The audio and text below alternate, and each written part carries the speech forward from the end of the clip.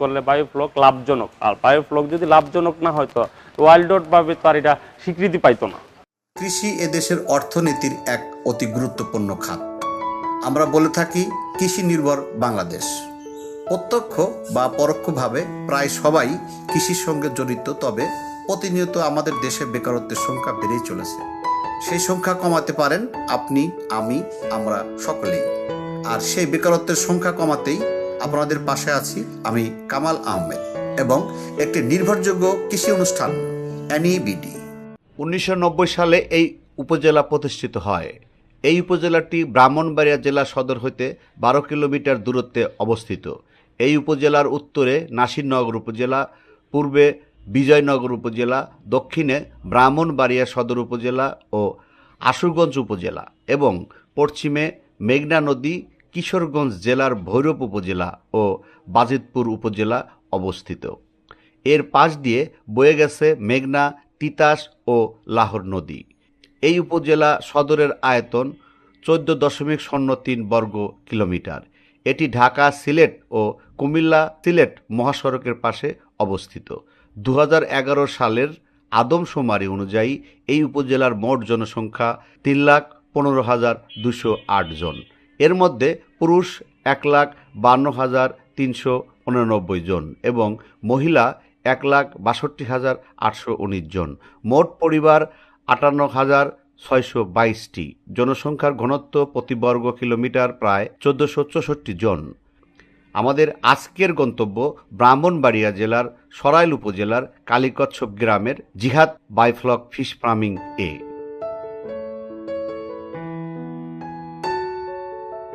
আসসালামু আলাইকুম ভাই। ওয়ালাইকুম আসসালাম। ভালো কি আছেন অবস্থা? ভাই? জি ভালো।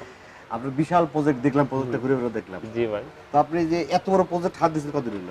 এটা প্রায় 18 মাস রানিং চলতেছে 2 বছরের কাছাকাছি, 18 মাস শেষ। কত লিটার আছে পানি এখানে? আমার এখানে সবগুলো মিলে তো দেখলিনি, সবগুলো মিলে 30 লাখ লিটার। 30 লাখ লিটার। জি। আচ্ছা, ওই পাশেরটা কি করছেন? ওইটাতে আমি রেনু মাছ, ছোট মাছ আনা আপনার 4,000 বা 5,000, 6,000 বা 10,000 কেজি আইনা এটাতে নার্সিং করি, এই মাছ বিক্রি করি, ওখান থেকে আইনা এই মাছ ও পাবো। আচ্ছা, নতুন প্রযুক্তি এটা। মানে তার মানে আপনি ওখান থেকে হ্যাচারি থেকে জাস্ট ডিম নিয়ে আসছেন। ডিম নিয়ে আসছে, 2 দিন বা 3 দিন পরে রেনুটা নিয়ে রেনু আসছেন। আসতেছে, এটা আইনা এখানে দেই, দিয়ে এখান থেকে মাছ এখানে আইনা নার্সিং করি। এটা কি বাড়ি গিয়ে পুরোগুলো বিক্রি করেন? হ্যাঁ, বাইরে বিক্রি করি। আচ্ছা। যদি কেউ চায়, আমি অনেক পার্টিরই আমরা দেই মাছ এখানে। আমার কাছে আপনার কই, শিং, পাবদা, গুলশা সব মাছই আছে। একটু অবিস্তারিত বাইরে কথা বলি, চলো। জি, project এ যাই। আচ্ছা।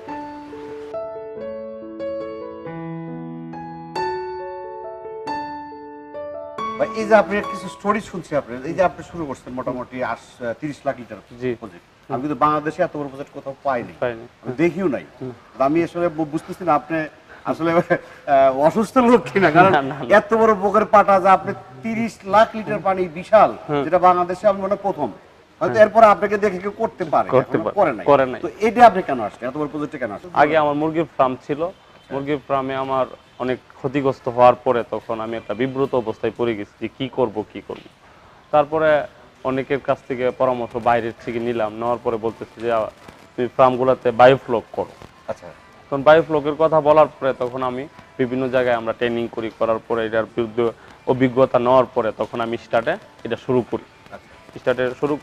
শুরু করার পরে আমরা এখানে এটা শুরু করার পরে বিভিন্ন জায়গায় আরও বাইরেও শুরু করছি। প্রায় এমনি এখন 30 লাখ লিটারের কাজ অলরেডি আমরা 30 লাখ লিটারে আমরা মাছ চাষ করতেছি। কালকা যেটা আপনি পাঙ্কাস দেখলেন, কই দেখলেন, হ্যাঁ, অনেকটাতে পাবদা আছে, শিং আছে, এই মাছগুলো ছোট। তো আপনি কিন্তু একজন মুরগি ব্যবসায়ী, বলতে পোল্ট্রি বা যাই বলা কি বলে, মুরগির থেকে ক্ষতিগ্রস্ত হওয়ার পরে মুরগির থেকে এখন এখানে আসছি। কিরকম ক্ষতিগ্রস্ত ছিলেন আপনার? প্রায় আপনার 6 কোটি টাকার মতো লস আমার আপনার 42,000 মুরগ ছিল। আচ্ছা। 42,000 মুরগ ছিল, আর আমার ডিলারও ছিল। আসলে আমার ব্যবসাটা, আমি মুরগির যেমন আপনি বায়োফ্লকটা যেমন দেখতেছেন অনেক বিশাল বড়, মুরগির জন্য আমি ব্রাহ্মণবাড়িয়াতে অনেকটা আগানোই ছিলাম। আচ্ছা। তারপরে যে কোনো কারণে মুরগি ব্লাড ফ্লু ধরার পরে, লেয়ারে তো ব্লাড ফ্লু ধরলে মুরগকে আর বাঁচানো যায় না। এভাবে আমার প্রায় এক রাত্রে 32,000 মুরগির মতো মারা গেছিল ব্লাড ফ্লুয়ে। মারা যাওয়ার পরে তখন অনেকটাই তো ক্ষতিগ্রস্ত, তখন আর আমি এই ব্যবসাটার থেকে একবারে ডাইভার্ট হয়ে গেছি যে এই ব্যবসা আর করবো না। আচ্ছা। তখন চিন্তা করলাম যে মাছে আসি। তো মাছ তো মনে করেন মারা গেলেও বিক্রি করা যায়, 100 টাকার মাছ আপনি 50 টাকাও বিক্রি করতে পারবেন। আর মোরগ বিক্রি করতে, আর মোরগ তো মরে গেলে আপনার ট্রাক দা নিয়ে পালানো লাগে। তার জন্য এই ব্যবসাটা একবারই ক্লোজ করে এখন আমি দেখেন আমার এই প্রজেক্টগুলো করতে, 4টা প্রজেক্ট করতে আমার 1,20,00,000 টাকার মতো গেছে, 4টা ফার্ম করতে গিয়ে। এখন গড়গুলা করাই ছিল বিদায়, আমার জেনারেটর ছিল বিদায়, এখন ওই প্রজেক্টটা করতে গিয়ে আমার এতটা টাফ হয়নি। হ্যাঁ, এখন আমি ইজিলি আমার চলতেছে। অবশ্যই বায়োফ্লকটা আপনি বায়োফ্লক নিয়ে আপনি কাজ করলে বায়োফ্লক লাভজনক। আর বায়োফ্লক যদি লাভজনক না হয় তো ওয়াইল্ড ভাবে তো আর এটা স্বীকৃতি পাইতো না। যেহেতু এটা স্বীকৃতি পাইছে, বিভিন্ন দেশের মানুষ, শুধু বাংলাদেশে না, ভারত, মালয়েশিয়া, বিভিন্ন দেশে চলতেছে, কেউ আর বাকি নাই। তো এখন অনেকেই করতেছে, বাংলাদেশেও তো প্রায় হয়ে গেছে। তবে আমরা যখন করি তখন অল্প কয়েকটা মনে হয় ছিল। এখন তো শুরু করছিল কত, 18 মাস আগে? হ্যাঁ, আমি 18 মাসের আগে, তখন তো বায়োফ্লক বলতে কোনো শব্দই ছিল না। তখন এখন তো অনেকেই বায়োফ্লক করতেছে, আর আপনারা তো অনেক প্রতিবেদন করতেছেন, দেখলেন। আর আমি আসলে অতদিন বায়োফ্লক নিয়ে ইউটিউবে আমরা কাজ করি নাই কেন, যে আমরা এখন যখন মাছের হ্যাচারি করছি, আমরা যেখানে মধু নিয়ে আসছি এটা মানুষ তো জানতে হবে। তো জানার পরে মানুষ আসিয়া আমার প্রজেক্ট ভিজিট করার পরে আমাদের কাছে যদি কোনো কিছু শিখার আছে আমাদের কাছে শিখবে। আর যদি কোনো মাছ চাই, মাছ আমরা দিই গুণগত মান। আর বায়োফ্লক লাভজনক, বায়োফ্লকে যদি আপনি গুণগত মানের পণ্য আপনি না দিতে পারেন তাহলে আপনাকে ক্ষতিগ্রস্ত করবে। কারণ মাছ এটাতে অল্প দিনই মাছের ডিম চলে আসে। আপনি যে 18 মাস করছেন, কিন্তু কয়বার হারভেস্ট করছেন? এবার আমি 4বার হারভেস্ট করছি। 4বার। তাতে আমি মনে করি যে আপনি যেহেতু একজন ক্ষতিগ্রস্ত, তাতে কি ওখান থেকে আপনি এখানে উঠে আসা সম্ভব? হ্যাঁ, এখান থেকে উঠে আসা সম্ভব। বিদে দিকে তো আমি একের পর দাম করে আমি আরো বাড়াইতেছি। আমার ব্যবসা এটার প্রতি একটা বিশ্বাস আসছে। আর বায়োফ্লক তো আপনার একটা লোক 50 লাখ টাকা দিয়েও করতে পারবে, আবার 50,000 টাকা দিয়ে শুরু করতে পারবে। যে বিজনেস 50,000 টাকা দিয়ে বাংলাদেশে সাস্টল ছাড়া কোনো বিজনেস হয় না। এটা 50,000 টাকা দিয়েও সে একটা 20,000 লিটার ট্রেন করতে পারবে। হয়তো সে বাণিজ্যিক আকারে না করলো, ট্রায়াল করলো, 20,000 লিটার করার পরে সে 20 লাখও করতে পারে। তার মাছই তো বলবে তুমি সামনের দিকে যাও। তো এটা নিয়ে এত টেনশনের বিষয় না। তবে এই বায়োফ্লক আপনার করতে গেলে আপনার অভিজ্ঞ লোকের কাছ থেকে পরামর্শ নিতে হবে। নিয়ে আপনি কাজ করতে হবে। আর বায়োফ্লকটা এরকম জিনিস না যে আপনি ইউটিউবে দেখে আপনি বায়োফ্লক করবেন। অনেকে বলতেছে যে আমরা ক্ষতিগ্রস্ত হয়ে গেছি, আপনার পানি ছাড়তেছে, এরকম ভাবে বায়োফ্লক হবে না। বায়োফ্লকের পানি থাকবে, লাইফ টাইমই পানি থাকবে, এটা পানি ডেন্স করা লাগবে না। যদি কোনো সময় বোঝা যায় যে ফ্লক বেড়ে যাইতেছে, ফ্লক যখন বেড়ে যায় মাছের ফুলকাদে ফ্লক ঢুকে মাছ মারা যায়। যদি ফ্লক বেশি হয়, আবার ফ্লক কম হইলে কোনো সমস্যা নাই। ফ্লক যখন আপনি মাইপা বুঝবেন 10% বেশি, তখন আপনি ফ্লকের পানি একটু হালকা পানি ডেন্স করে আবার নতুন পানি দিলেন, তো ফ্লক যদি আজকে থাকে 1 কোটি, কালকা এটা 2 কোটি হয়ে যাবে। প্রতিদিনই সে বাড়বে, কমার কোনো সিস্টেম নাই। তো এগুলা মানুষ যতটা কঠিন ভাবতেছে আসলে অতটা কঠিন না। মানুষ আমি দেখছি কিন্তু অনেকে যে ত্রিফল দিতে, হ্যাঁ ত্রিফল কিন্তু পুরো সিমেন্ট করতে, সিমেন্ট করতে, আসলে কোনটায় বেশি আপনি মতামত দেন? দেখেন, এটা তো আমার নিজের ব্যক্তিগত অ্যাসেটে করছি। আচ্ছা। ব্যক্তিগত অ্যাসেটে করছি। এখনো যদি আপনি এই প্রজেক্টটা যদি আমি 5 বছর বা 10 বছর বা 50 বছরও আমি রাখি, আমার কোনো সমস্যা নাই। কিন্তু আপনি আরেক জায়গায় যখন ভাড়া নিবেন, 2 বছর পরে যদি আপনি এটা যদি বাইঙ্গে নিয়ে আরেকখানে তো করতে পারবেন না। তিরফল হইলে নিয়ে বাইঙ্গে করতে পারবেন। আর ব্যক্তিগত অ্যাসেটে যারা করবে নিজস্ব জায়গায়, আমার কথা হলো তারা সিমেন্ট ট্যাঙ্ক দিয়ে করলেই চলবে, লাইফ টাইমের জন্য যথেষ্ট। আর দেখেন, আমাদের গ্রামে একটা পুষ্কুনি যদি 10 খানি একটা পুষ্কুনি আপনি রাখেন, 10 খানি পুষ্কুনিতে আপনার 20,000 মাছ চাষ করবেন বা 30,000 মাছ চাষ করবেন।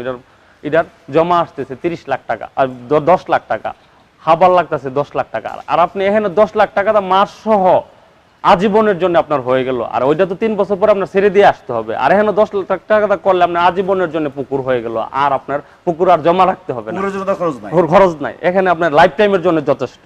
আর একটা পুকুরের 40 গুণ আয়তনের মাছ বেশি চাষ হয় বায়োফ্লকে। অতি ঘনত্ব মাছ চাষ হয় এবং খাবারের পরিমাণ কম লাগে। দেখেন, এখানে তেলাপি মাছ 200 গ্রাম 150 গ্রাম ফিডে 1 কেজি মাছ উৎপাদন করা সম্ভব। আর কেউ যদি বলে আমার 400 গ্রাম 500 গ্রাম ফিড লাগে, তাহলে বুঝতে হবে তার বায়োফ্লকটা হইতেছে না, প্রপার বায়োফ্লক তার হইতেছে না, ফ্লক হচ্ছে না। যেটা মাছের বর্জ্য থেকে যে খাবারে পরিণত করবে, কনভার্ট করবে, ওই খাবারটা হইতেছে না, তার জন্য তার ফিড লাগতেছে বেশি। আর ফ্লক যদি মাছের বর্জ্যটা যদি খাবারে আবার কনভার্ট না করে, তাহলে বুঝতে হবে নিচে তার স্লাশ জমতেছে, অ্যামোনিয়া বাড়বে, স্লাশ জমতেছে, আস্তে আস্তে আস্তে আস্তে বা বেড়ে আপনার মাছ দেখবেন এয়ারেশন বন্ধ করার পরেই 2 মিনিটই দেখবেন সব মাছ বাইরে গেছে। তাহলে নিচে একটা গ্যাস থাকে, মাছ নিচে বসতে পারে না, তাকে বাসায় দিই।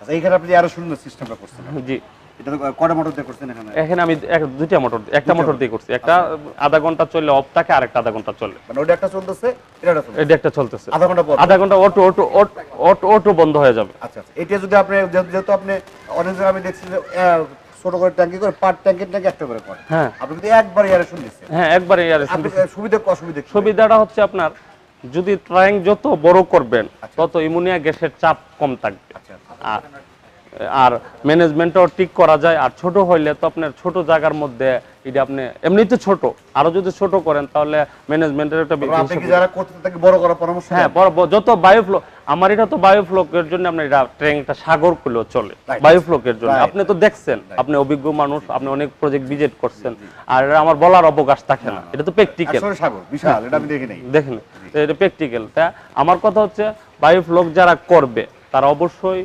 অবশ্যই ভালো অভিজ্ঞ লোকের কাছ থেকে পরামর্শ নিয়ে করবে, নাহলে তারা ক্ষতিগ্রস্ত হয়ে যাবে। কারণ বায়োফ্লোকটা এরকম জিনিস, এটা আপনার একটু ম্যানেজমেন্ট ফল্ট করলে মাছ মারা যাবে। আপনি চাইলেই একটা কিছু উল্টাপাল্টা করতে পারবেন না। মানে কাগজ কলমে বা আমাদের ইউটিউবে না দেখে প্র্যাকটিক্যাল এসে পরামর্শ করতে হবে, কইরা সে করতে হবে। আর ইউটিউবে আমি এসে এক বক্তব্য দেবো, আপনি এক বক্তব্য দিবেন, হবে না। আপনি যেটাই করেন একটা লোকের, অভিজ্ঞ একটা লোকের পরামর্শ নিয়ে আপনি প্রজেক্টটা কাজ করতে হবে। আপনার কাছ থেকে নিলাম, আপনার পরামর্শই চলতে হবে। আমি আগে করলাম যে এটা তো বেশি হয়ে গেছে, এটা তো কম হয়ে গেছে, তার মাছ তো এমনি মারা যাবে। কারণ মাছ তো আর আপনি বেশি কম দিলে মাছ তো আর বুঝবে না, মাছ তো এই পানিতে বাঁচার মতো এরকম পরিবেশ করে দিতে হবে। আপনাকে যদি আপনি যে রুমে থাকবেন, এই রুমে যদি আপনাকে মানসিক টর্চার করা হয়, আপনি তো বেশি দিন বাঁচবেন না, মানুষও বাঁচবেন না। এটা তো মাছ, তা যে জায়গাতে অবস্থান করবে, এই ট্যাঙ্কটাতে 40,000 মাছ আছে, এই পানির উপরে সে নির্ভর করবে। তো পানিতে যদি সমস্যা হয় সে বাঁচবে কিভাবে? আপনি কিন্তু এখন 30 লাখ লিটারের প্রজেক্ট, এমনি কিন্তু বাংলাদেশের প্রথম, মানে বড়, সবচেয়ে বড়। বৃহৎ। তারপরেও আপনার পরিকল্পনা কি আছে? আমার পরিকল্পনা, আমার তো মনে করেন এরকম মুরগির ফার্ম ছিল 6টা, আরো 3টা ফার্মে আমরা করছি, আরো 3টা ফার্মে এখন খালি আছে। আমরা এখন কাজ করতেছি, ইট বালু নিচে, ভিডিও আপনি দেখাবেন। হেনে আমাদের আরো 30 লাখ লিটার, আপনি 3-20 60 লাখ লিটার হেনে হবে। আচ্ছা, তো 60 লাখ লিটার অলরেডি কাজ চলতেছে, আপনি দেখাইবেন। আর এখন 30 লাখ আছে, আমি 90 লাখ লিটারে নিয়ে আমরা দাঁড়া করবো। 90 লাখ লিটারে পরিশেষ যারা উদ্যোক্তা হতো তাদের কি কি পরামর্শ দিবেন? তাদের যারা বেকার আছে, হ্যাঁ, বা অনেক ভাই বিদেশে থাকে, তারা যদি ইনভেস্ট করে, আমাদের সাথে অনেক লোক তো কথা বলতেছে, অনেকের সাথে যোগাযোগ হইতেছে, অনেকে আমাদের পরামর্শ প্রজেক্ট করছেও। আমার এলাকাতেই 10-15টা প্রজেক্ট হয়েছে, নরসিংদীতে করছে আমাদের পরামর্শ দেখে আমাদের পরামর্শে। ব্রাহ্মণবাড়িয়াও 4-5টা প্রজেক্ট হয়েছে, একটা সেন্দায় হয়েছে, একটা ইয়াতে হয়েছে, সেন্দায় হয়েছে একটা, আর একটা আপনার চাইন্দারা হইতেছে। অলরেডি 4-5টা প্রজেক্ট হয়ে গেছে। সবগুলা প্রজেক্টই বড় বড়, 5 লাখ 3 লাখ লিটার। আর বায়োফ্লোকে সবাই 20,000-30,000 লিটারের মনে হয়, বেশি করে না। অর্থাৎ মানুষ একটা বায়োফ্লোকটা নিয়ে একটা বিব্রত অবস্থায় মানুষ পড়ে গেছে। কারণ অনেকেই মানুষ ইউটিউবে আইসা অনেক উল্টাপাল্টা কথা কয়ে, মানুষকে লোভের প্রলোভন দেখায়, উল্টাপাল্টা একটা প্রপার সাজেশন মানুষ পাইতেছে না, একটা গাইডলাইন পাইতেছে না, যে কার কাছে গেলে আসলে এটা বাস্তবটা আমরা পাবো। মানুষের একটা বিব্রত অবস্থায় পড়ে গেছে, কথা বুঝছেন? তা আমার কথা হচ্ছে, আমরা তো ইউটিউবে কাজ করি না, আসলে আমরা ইউটিউব নিয়ে আমাদের মূলত বিজনেস হচ্ছে এটা। অনেকের তো ইউটিউব তাদের ট্রেনিং,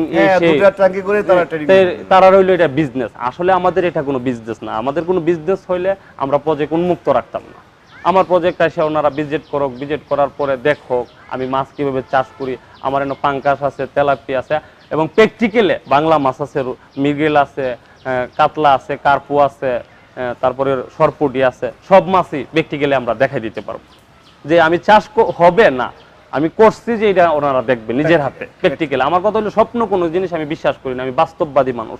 বাস্তবে আপনি কি পাইছেন এটা দেখবেন। তো ঠিক আছে ভাই, অনেক সময় দিচ্ছেন, ভালো থাকেন। আমাদের আসলে আপনাকে নিয়ে আমি কয়েকটা পর্ব করবো, তো আজকের মতো এখানে শেষ করছি। ঠিক আছে প্রিয় দর্শক, আজকের মতো এখানে শেষ করছি, কারণ এর পরবর্তী পর্ব আমাদের কয়েকটা বা 5টা পর্ব হবে। আমার বাইকে নিয়ে, জিয়াদ বাইকে নিয়ে 5টা পর্ব হবে, আপনার সাথে থাকেন। এর পরবর্তী পর্ব আমরা জানার চেষ্টা করবো ভাই, যে কিভাবে আসলে অনেকেই মাছের পোনা নিয়ে এসে সারার আগে বলে আবার পোনা মারা গেছে। তো আমাকে একটু A to Z বলবেন। হ্যাঁ, A to Z অবশ্যই বলবো। আমাদের ফলোয়ার যারা আছে ক্ষতিগ্রস্ত।